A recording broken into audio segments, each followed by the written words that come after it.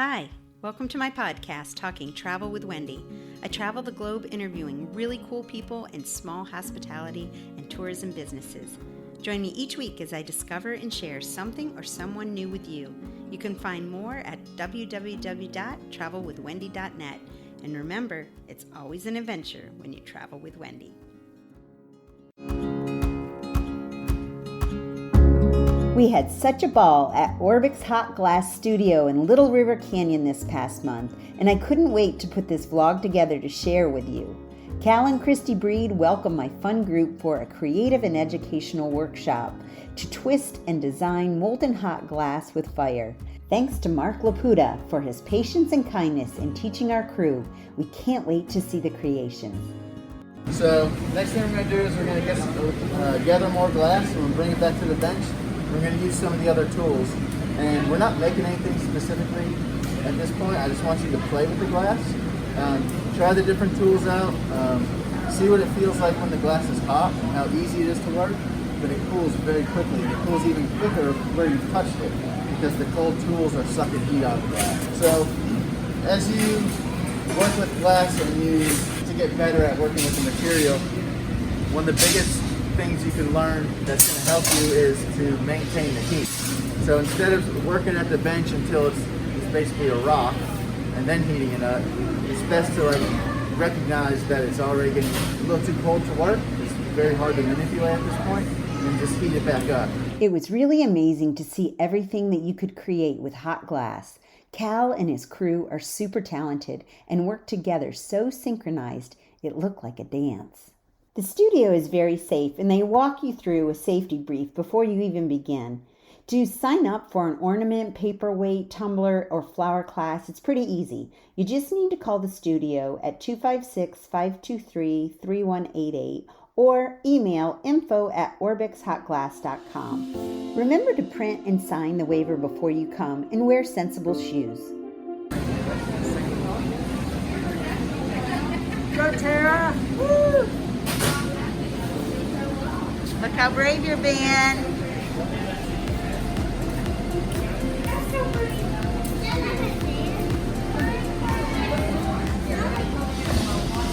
Oh, those are so beautiful. Yeah, they're doing a good job, aren't they? Yes. I'm excited. We're going to sign up for that class for November. After learning a little bit and walking through their lovely gallery, I was ready to sit down with Christy to learn more about their journey, passion, and vision. Welcome. Thank you so much for joining us here today for Talking Travel with Wendy. I am here with Christy Breed, and we are in Fort Payne, Alabama at Orbix Glass. Welcome. Thank you for being here, Wendy. We're glad you made it, and we are glad you're here and doing a paperweight class with us. Yes. And I hope everyone has a good time. We can't wait to ship them out to you so you can enjoy what you made and place it in your home somewhere. I love bringing lively groups of women around the world. It's so much fun. Yes. We've had a lot of lively groups here, and so most of them, they enjoy the experience, but then they enjoy being able to kind of capture it in a piece that they get to keep in their home, and so that's and one of the beauties of what we do. A beautiful piece, and the whole process. Well, thank you. I read a little bit online in your story on the website, but tell me a little bit about how you guys even got started. And well, we got started when my husband decided to change his major while he was at Auburn. He did not want to spend his life in a lab. Okay. He wanted to use his hands for something, and he took a stained glass class. And during that time as a stained glass student, he saw in some books some people blowing glass. And once he saw that, he was like, that looks a little bit more kind of something like I would like to try. And so he reached out to an artist in Birmingham by the name of Langley and kind of asked just to come see it, and Cam was very welcoming to let him come in, and he just kept showing up and helping around the shop, and finally Cam let him try. From day one, he knew that's what I want to do. So how far is Auburn from Birmingham? 2 hours, maybe. Okay, so just every weekend he'd go for a little weekend trip. He did, and then he ended up moving to Birmingham and going into art and working with Cam for a couple years. Okay. And then eventually his parents were like, we would like for you to get a 4-year degree. And so he and I got married, and we moved to Ohio, and Ohio State University had one of the best programs in glass in the country. And so we lived there for about 2 years, and he finished up his BFA in glass under Ruth King at Ohio State. Okay, so art classes along with... He took a lot of your standard design art classes. They had a little dabbling in metalworking, drawing, painting. Primarily, anytime he could get in the glass hot shop, all the students worked there. I mean, it is one of the hardest majors because they're constantly having to learn their craft and also create work. And so it was a great, high energy time, but he gained so much experience there. And how about you? Are you like to do art? And I do. I like to be in the hot shop. I'm not in there a lot, but I've taken classes. I've helped out over the years in the hot shop making pieces. Sometimes the pieces are large enough where we need a team of up to about 5 people, and so I'll step in on those days. Or if the glass blowers are gone for health reasons or something, I'll step in, and it's fun. I enjoy it. Good. But we have a good team here that we've had for several years, and so. You guys met, though, in this area, right? Around Well, Fort we Payne? met in Auburn, Okay. but we used to spend a lot of time up in Little River Canyon area, rock climbing, and Cal is a paddler, so he paddled a lot. Okay. And so we have always loved Lookout Mountain, and almost placed our business in Birmingham at the Pepper Place, but last minute just changed course and decided the middle of nowhere was a little bit more our personality. And so we never dreamed that so many people would want to come visit us, but over the years, as more people have discovered Lookout Mountain and Little River Canyon, they've sort of happened upon us. We just invited them in because one of the chief reasons that we decided to relocate in Alabama, as opposed to where a lot of the hubs of glass blowing in America are, like Portland or off the Seattle, those Pacific Northwest areas, we decided to bring the craft and the art of glass blowing back to Alabama, where people didn't know anything about it. And so it gives us a chance to just educate people in different ways. People can come watch us make pieces if we're working in a way that doesn't take too much focus, and we can do it with people watching. And so many people have watched us make lots of things over the years, and so we feel like it's a way to educate our state and the folks that are coming from the regional areas to it. When did you begin that journey? So you moved here after We school? moved back to Alabama after a stay in Ohio State, and then we moved to Illinois. Cal started his master's in fine arts, Illinois State. Cal wanted to start moving towards having his own studio, and so we moved back to Alabama, and I began working with the family business just to learn a little bit more about how to run business from all different angles, and then Cal started building equipment while he was working during the day. And so a lot of the foundational parts of Orbix were actually created in Birmingham in our apartment, late nights after work.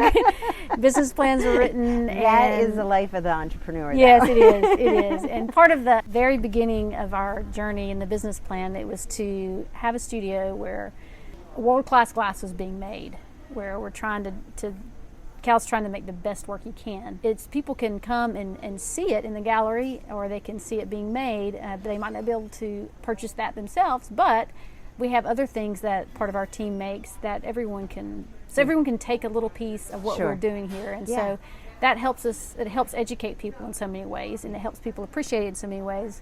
But it also gives the guys that work for us a platform to learn the craft even more. And so glass is a very expensive material to work with. We're working at 2,000 degrees, 24 hours a day. The furnaces are running, so the expense of that is quite large. And so by opening up the studio and the gallery for people to come in to make ornaments, take classes, that helps us be able to make the full line of things that we do, and it makes it in a way that educates people. So education is a big component. It is. It always has been. And it wasn't necessarily through the ornament making or the classes, but it was through come watch us demonstrate a piece, and we'll talk you through it, ask questions, and that is how they learn as students of glass, and that's how we've tried to educate people here. And then I'm so glad that we're part of the hands-on. There's so many things now because of COVID. It is demonstration. Yes. I'm a kinesthetic learner, and so I have to see it, hear it, say it, see it, touch it, hear it. I have to do all those things before I get it in my thick noggin.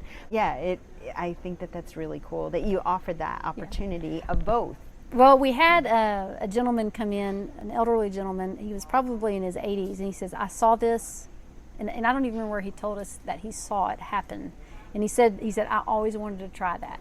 Always wanted to try that. And Cal just said, well, why don't you try it? Let's try. I'll tell you what, let's make an ornament.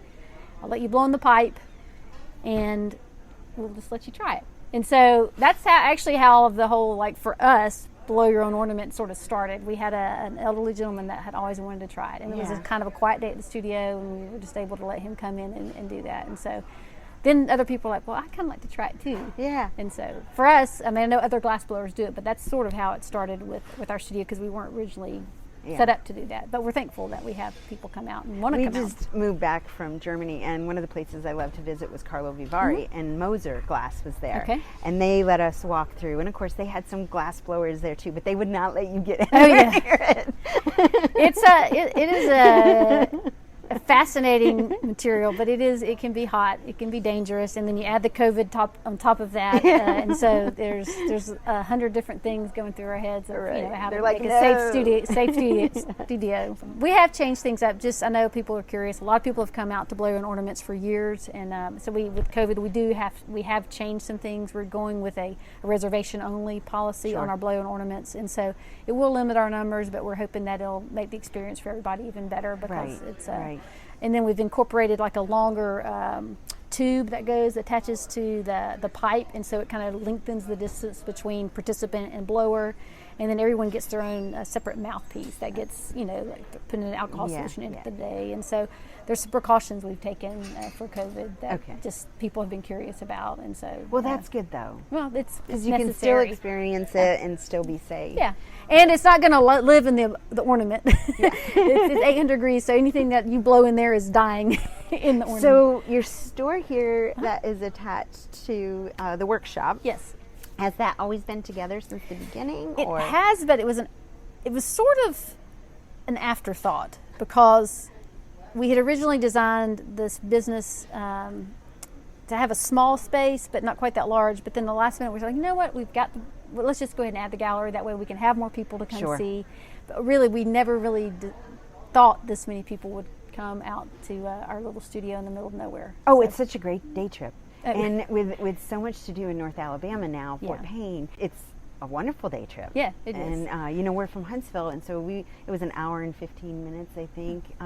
That's mostly because I forgot I needed gas. I was gonna say that's pretty good time. It is. If you come up here, it's and especially with the reservations now for us, you can kind of plan a time to come visit us, and you can go to Little River Canyon. Yes. And you can go up to Mentone, or you can go down into Fort Payne, and we have different events down that go on. So they've done it. Our tourism department has done for Cherokee County and for DeKalb County, done a great job of sort of trying to get the word out about there's a lot to see beauty-wise up here. We're headed to Elevation Bistro in Mentone right after this. Nice. So. I'm jealous. I keep seeing their menus on Instagram. I'm like, if we could just get away. So pretty excited. And we'll be there soon. Yeah.